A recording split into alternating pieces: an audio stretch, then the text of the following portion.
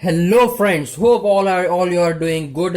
सब लोग अच्छे होंगे, बढ़िया होंगे। तो let's start about the PHP constants. आज हम लोग देखने वाले पीएचपी कॉन्स्टेंट्स के बारे में कि क्या होता है PHP constants. We are going to crack the constants in PHP concept. Okay, तो let's start and have a look at it about the PHP constants.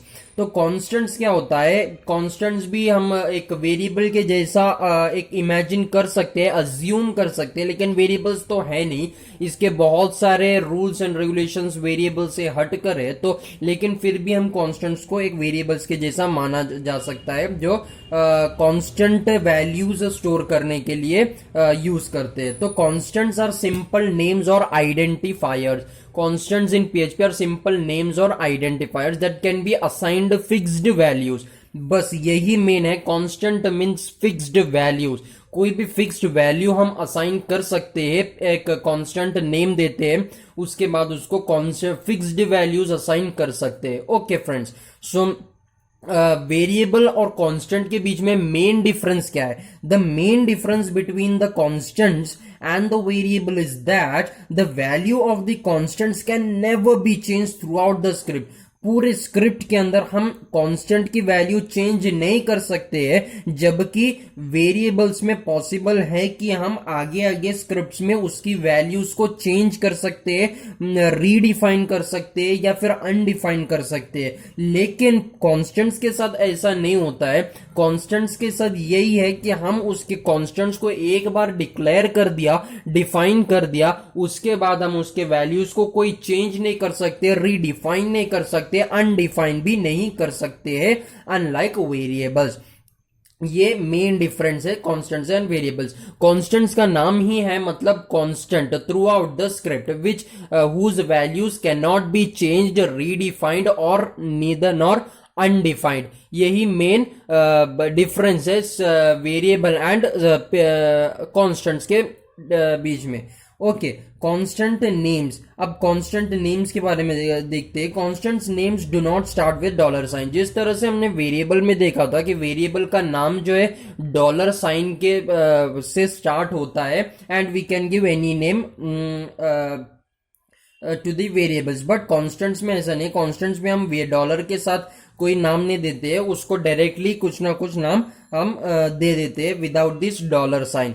तो constants in PHP are simple names और identifiers that can be assigned fixed values. Constants में हम fixed values देते हैं। Main difference between constants and variable is that constant का value जो है हम पूरे थ्रू आउट स्क्रिप्ट में चेंज नहीं कर सकते, रीडिफाइन या अनडिफाइन नहीं कर सकते, जबकि वेरिएबल्स में हम उसके वैल्यूज को चेंज कर सकते हैं अकॉर्डिंग टू आवर नीड्स। और कांस्टेंट्स का नाम डॉलर साइन से स्टार्ट नहीं होता है, जबकि वेरिएबल्स का नाम डॉलर साइन से स्टार्ट होता है। हम कांस्टेंट को वेरिएबल के साथ क्यों कंपेयर कर रहे हैं? It is because variables are also use to store the values and also constants are use to store the values, but constants are use to store the fixed values which cannot be changed further, and variables are also used to store the values but is not fixed. We can change the values of variables according to our needs, and by the time we can change their values. Okay friends, तो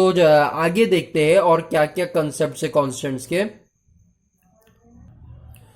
so friends, और एक बात यह है कि unlike variables, constants are always automatically global across the entire script. हमने देखा जो वेरिएबल्स होता है वो according to the condition vary करता है कि वो ग्लोबल वेरिएबल है या फिर लोकल वेरिएबल है। अगर हम उसको फंक्शन या फिर क्लासेस ऑब्जेक्ट्स में अगर हम उसको डिफाइन करते हैं तो वो लोकल रहता है, लेकिन अगर हम उसके बाहर कहीं पर भी स्क्रिप्ट के अंदर अगर हम उसको डिक्लेयर करते हैं, डिफाइन करते हैं, तो वो ग्लोबल रहता है। लेकिन कॉन्स्टेंट्स के साथ ऐसा नहीं होता है। कॉन्स्टेंट्स के साथ हम उसको कहीं पर डिक्लेयर कर भी दे तो वो पूरा ग्लोबल रहता है। हम उसको पूरे स्क्रिप्ट में कहीं पर भी यूज कर सकते हैं कॉन्स्टेंट्स को।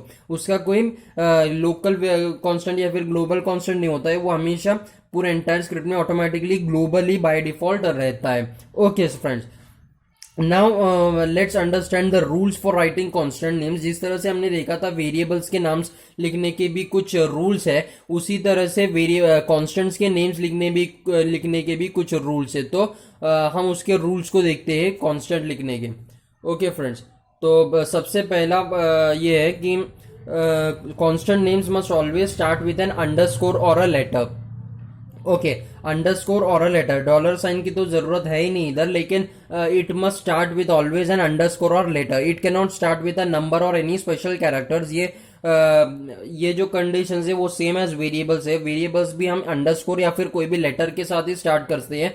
And it should not start with a number और any special character, same as like variables. It should be written in upper case letters. Okay, means constant का नाम हमेशा अपर केस लेटर्स में लिखना चाहिए. ओके फ्रेंड्स, लेकिन it should be written in upper case letters. By default a constant is always case sensitive unless mentioned.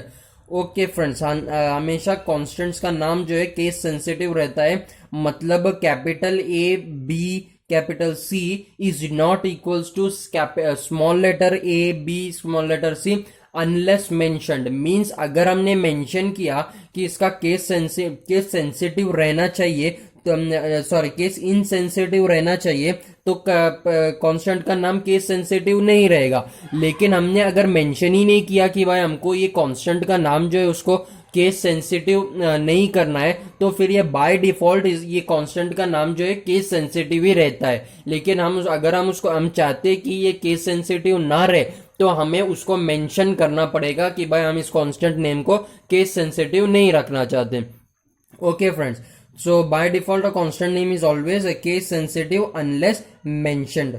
now the define function is, अब हम देखते हैं, अभी हमने रूल्स देखा कि कांस्टेंट नेम हमेशा अंडरस्कोर से स्टार्ट होना चाहिए या फिर लेटर से स्टार्ट होना चाहिए. वो हम कभी नंबर से या फिर स्पेशल कैरेक्टर से स्टार्ट नहीं होना चाहिए. वो हमेशा अपर केस लेटर्स में लिखना चाहिए. अगर हम चाहते हैं कि हमारे कांस्टेंट नेम्स जो है वो केस इनसेंसिटिव रहे, तो हमें उसको मेंशन करना पड़ता है, क्योंकि बाय डिफॉल्ट वो केस सेंसिटिव ही रहता है. अब हम लोग देखते हैं कि इस तरह से हम कांस्टेंट नेम्स को डिफाइन करते हैं. द डिफाइन मीन्स कि जब भी हम वेरिएबल्स को वहां पर यूज करते हैं तो हम उसको डिक्लेयर करना पड़ता है, डिफाइन करना पड़ता है. उसी तरह से कांस्टेंट्स को भी पहले डिक्लेयर और डिफाइन करना पड़ता है, तभी हम उसको यूज कर पाएंगे, कॉल कर पाएंगे हमारे स्क्रिप्ट में. तो define function is use to define a constant. हम कांस्टेंट को डिफाइन कैसे करते हैं? With the help of define function. Define एक इनबिल्ट फंक्शन है जिसको हम यूज करके कांस्टेंट को डिफाइन और डिक्लेयर कर सकते हैं. अब हम देखते हैं सिंटैक्स क्या है कांस्टेंट को डिफाइन करने का. कांस्टेंट को हम इस तरह से डिफाइन करते हैं. पहले ये डिफाइन लिखते हैं कीवर्ड, देन ब्रैकेट में कांस्टेंट का नाम हम स्पेसिफाई करते हैं, which should not start with number और any special characters, and should start with underscore या फिर कोई लेटर्स.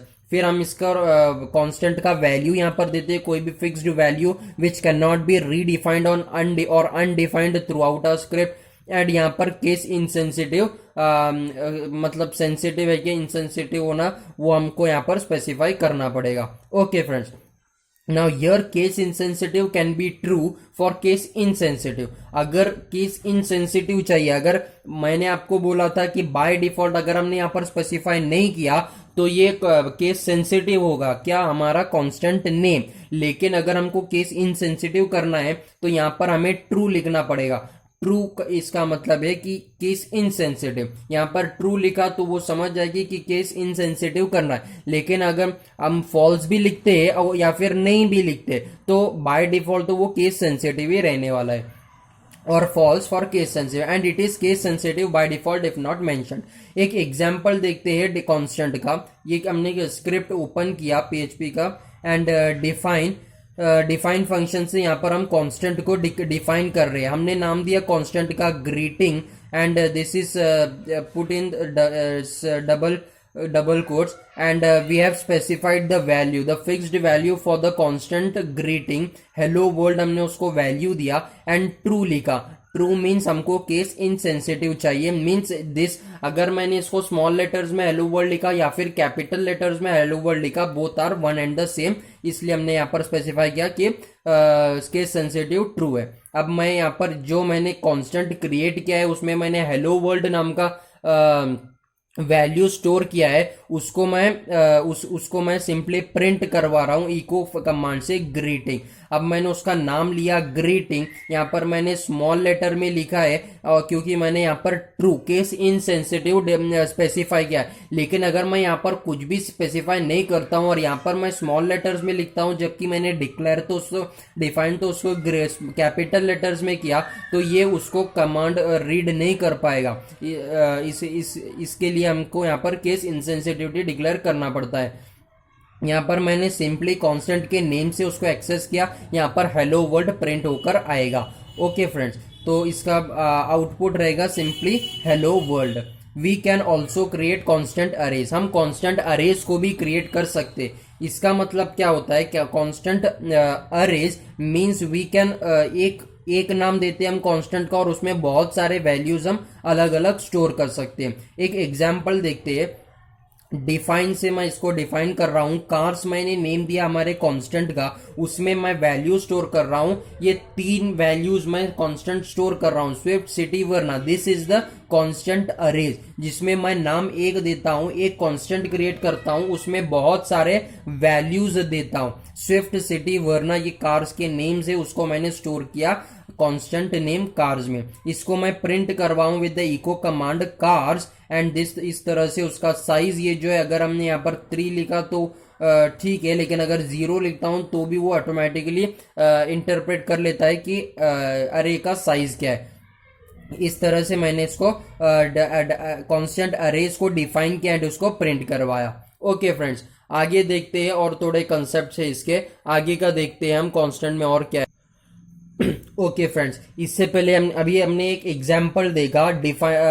मैंने डिफाइन से पहले कांस्टेंट को डिफाइन किया, देन मैंने उसको रिट्रीव किया, मींस मैंने प्रिंट करवाया कमांड को, इको कमांड से उसको डिस्प्ले करवाया सिंपली उसका वैल्यू। एंड हमने उसको डिस्प्ले कैसे करवाया था, विद द कांस्टेंट नेम। हमने इको लिखा, कांस्टेंट का नाम लिखा एंड वो प्रिंट हो गया था। लेकिन दूसरा एक तरीका है जिससे हम जो कांस्टेंट है उसको हम एक्सेस कर सकते हैं, कांस्टेंट की वैल्यूज को, और that is with the help of constant function. Constant नाम का एक इनबिल्ट फंक्शन है जिसके मदद से भी हम जो कांस्टेंट की वैल्यू को एक्सेस कर सकते हैं।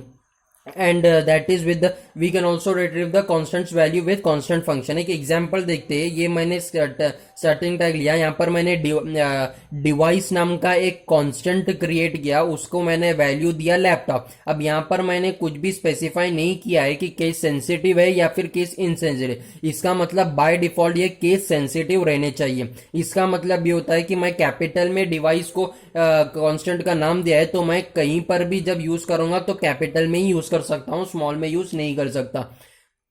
मैंने यहाँ पर इको इसका कांस्टेंट के नेम से सिंपली इसको एक्सेस किया है, इसकी वैल्यू। अब दूसरा तरीका ये है कि मैं कांस्टेंट फंक्शन से भी इसके वैल्यू को रिट्रीव कर सकता हूँ, मींस कांस्टेंट को रिट्रीव कर सकता हूँ। वो इस तरह से, उसका एग्जांपल कांस्टेंट लिखा, उसके बाद ब्रैकेट में डबल कोट्स में कांस्टेंट का नाम दूंगा, तो भी इस तरह से भी मैं उसको एक्सेस कर सकता हूं। तो ये 2 डिफरेंट वेज है जिस तरह से मैं कांस्टेंट की वैल्यू को रिट्रीव कर सकता हूं। एंड इसका आउटपुट विल बी सेम, यहां पर भी लैपटॉप लिख के आएगा इसका वैल्यू डिवाइस, एंड इसका भी आउटपुट सेम ही आएगा लैपटॉप। तो ये 2 डिफरेंट वेज थे जिससे मैं वैल्यूज को रिट्रीव कर सकता हूं। आई होप दोस्तों you have enjoyed and this constant का जो कंसेप्ट है पीएचपी में, उसको मैंने ऑलमोस्ट सब कुछ मैंने इसमें कवर कर लिया है। मैंने बताया कि मैंने difference between variables and constants बताया, rules for writing constant names बताया, उसके 2 एग्जांपल्स बताए आप लोगों को, कांस्टेंट अरेज बताया मैंने क्या है आप लोगों को, एंड मैंने ये भी बताया कि 2 डिफरेंट वेज क्या है कांस्टेंट के रिट्रीव करने के, एक्सेस करने के। सो आई होप दोस्तों you have enjoyed this lecture and आपको कांस्टेंट के बारे में सब कुछ क्लियर हुआ होगा। तो I request you to please subscribe this channel and please share with your friends about this video, so उनको भी नॉलेज मिले PHP कॉन्स्टेंट्स के बारे में। So have a nice day and आज के लिए इतना ही। Wait for the next upcoming video. Thank you, bye bye, and thank you very much for watching this video. Have a good day and goodbye.